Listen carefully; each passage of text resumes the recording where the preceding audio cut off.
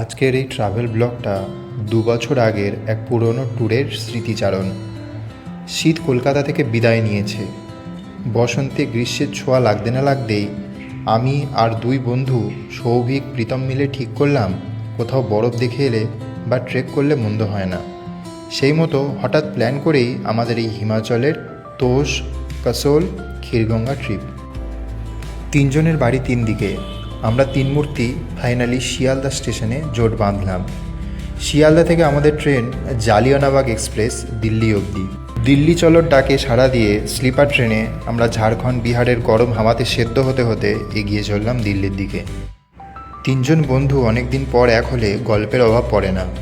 Train Delhi এসে পৌঁছতে আমরা হোটেলে একটু রেস্ট নিয়ে চললাম লালকেল্লা দেখতে। এই সময় দিল্লিতে প্রচণ্ড গরম, তাই বেশিক্ষণ ঘোরা যায় না। এরপর আবার আজ সন্ধেবেলায় আমাদের জার্নিও রয়েছে। আমি এখন আছি দিল্লির কাশ্মীরি গেটের সামনে। এটা কাশ্মীরি গেট দিল্লির। আর আমি এখন আছি দিল্লির আইএসবিটি বাস টার্মিনাসের সামনে। আজকে আমাদের ডেস্টিনেশন হিমাচল প্রদেশের কাসোল। এই জিংবাস কাউন্টারটা রয়েছে ঠিক ডোমিনোসের উল্টো দিকে। এইখান থেকেই আজকে সন্ধ্যে 7টায় আমাদের কাসোলের বাস ছাড়বে। এই বাসের বুকিংয়ে আমাদের খরচা পড়েছে পার হেড 588 টাকা। আর আমাদের বাস ভলভোর সেমি স্লিপার বাস, যেটা আমরা রেড বাস দিয়ে বুক করেছি। কি ভাই, কি মনে হচ্ছে, আমরা পৌঁছতে পারবো? এসি লাউঞ্জ সার্ভিস ভালো আমরা আশা করছি, কিন্তু জানি না যে পরে কি রয়েছে। আমাদের জিং বাসের রেস্টুরেন্টের মেনু চার্জ একটুখানি দেখে নেওয়া যাক। এইসব রয়েছে, আলু প্যাটিস রয়েছে কত, 29 টাকায়।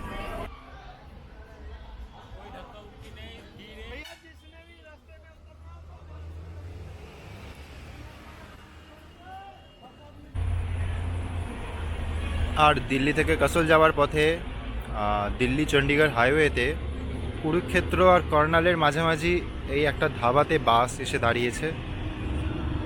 এখানে খাওয়া দাওয়ার জন্য দাঁড়িয়েছে। আমরা দিল্লি থেকে প্রায় 150 কিলোমিটার পথ পেরিয়ে এসেছি। আর এই চণ্ডীগড় হাইওয়ে দিয়ে গাড়ি যাচ্ছে। এই যে এখানে ধাবা রয়েছে, এই ধাবাতে এসে গাড়ি দাঁড়িয়েছে।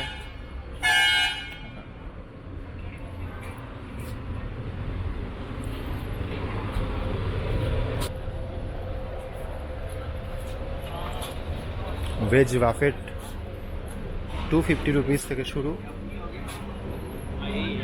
স্যান্ডউইচ 80 রুপিস, এক কাপ কফি 60 টাকা।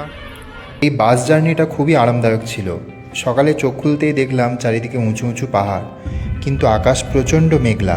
কাসোল পৌঁছে আমরা একটা গাড়ি বুক করে চললাম তোষ গ্রামের দিকে। এই গ্রামটি কাসোল থেকে অনেকটাই উপরে, পাহাড়ের কোলে একটা ছোট্ট গ্রাম। কাসোল, তোষ এই গ্রামগুলো ভারতের হিমাচল প্রদেশের কুলু জেলায় পার্বতী উপত্যকায় অবস্থিত। এই উপত্যকা দিয়ে বয়ে গিয়েছে পার্বতী নদী, যা পরে বিয়াস নদীর সাথে মিশেছে। তোষ গ্রাম পর্যটকদের কাছে এক স্বর্গরাজ্য। কথিত আছে যে ভগবান শিব এখানে 3000 বছর ধরে ধ্যান করেছিলেন। তোষ গ্রাম সমুদ্রপৃষ্ঠ থেকে প্রায় 2400 মিটার উঁচুতে অবস্থিত। শীতকালে এখানে এত ভারী তুষারপাত হয় যে তখনই গ্রাম সড়কপথে বিচ্ছিন্ন হয়ে যায়। অনেকক্ষণ গাড়ি জার্নির পর এলো বারসাইনি গ্রাম। এখান থেকে রাস্তা চলে যাচ্ছে তোষ গ্রামের দিকে। আর এই বারসাইনি থেকেই কালকে আমরা ট্রেকিং করে যাব ক্ষীরগঙ্গা। বারসাইনি পেরোতে গাড়ি অনেকটা উঁচুতে উঠতে থাকলো। তোষ গ্রামে এসে আমরা যখন পৌঁছলাম তখন প্রচণ্ড বৃষ্টি নেমেছে আর বাইরে ভীষণ ঠান্ডা। হঠাৎ করে এরকম বৃষ্টি নামাতে আমাদের লাগেজ ব্যাগের জামাকাপড়গুলো একদম ভিজে গেল। কাসোল পেরিয়ে এখন আমরা তোষ ভিলেজে এসেছি। তো তোষ ভিলেজ থেকে আমরা আপাতত একটা হোমস্টের দিকে যাচ্ছি। কালকে রাতে ফ্রেশ স্নোফলের পরে তোষ ভিলেজ অলমোস্ট সাদাই হয়ে গিয়েছে, চারিদিকে ফ্রেশ স্নো। কাল রাতেই স্নোফল হয়েছে। আর ওয়েদার প্রচণ্ড মেঘলা, প্রচণ্ড ঠান্ডা। তো এখন আমরা আছি তোষ ভিলেজে। আমার পিছনের ভিউ আর আমি সৌভিক প্রীতম আপাতত তোজ ভিলেজে একটা ভালো হোটেলের খোঁজে বেরিয়ে পড়েছি। দেখা যাক। প্রচণ্ড ঠান্ডা, ঠান্ডায় অলমোস্ট জমে যাচ্ছি, আর বৃষ্টিও পড়ছে তার সাথে। টানা দুরাত গাড়ি জার্নি করার পর আমাদের আর এনার্জিও ছিল না। তার উপর বাইরে এত বৃষ্টি আর ঠান্ডার মধ্যে ভিজে জমে গিয়েছিলাম। তাড়াতাড়ি একটা হোটেলে এসে উঠলাম। হোটেলে এসে একটু ফ্রেশ হতেই আমাদেরকে ওয়েলকাম করলো স্নোফল। দরজা খুলে ব্যালকনিতে এসে দেখি শান্ত স্নিগ্ধভাবে বরফ ঝরে চলেছে, আর তার সাথে টিপটিপ বৃষ্টিও হচ্ছে। কিছুক্ষণের মধ্যেই চারপাশ সাদা হয়ে গেল। যেটা দেখার জন্য এত দূর থেকে এখানে আসা, সেটা কেমন হঠাৎ করেই পেয়ে গেলাম।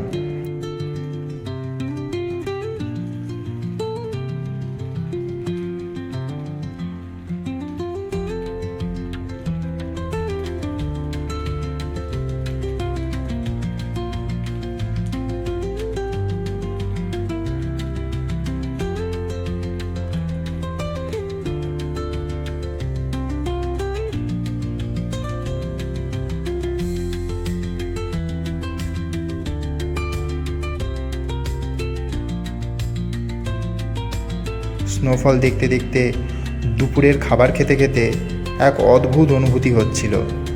এরকম সুন্দর লাঞ্চ সারা জীবনে মনে থাকবে। খেয়ে দিয়ে আমরা বেঘরে ঘুমিয়ে পড়লাম।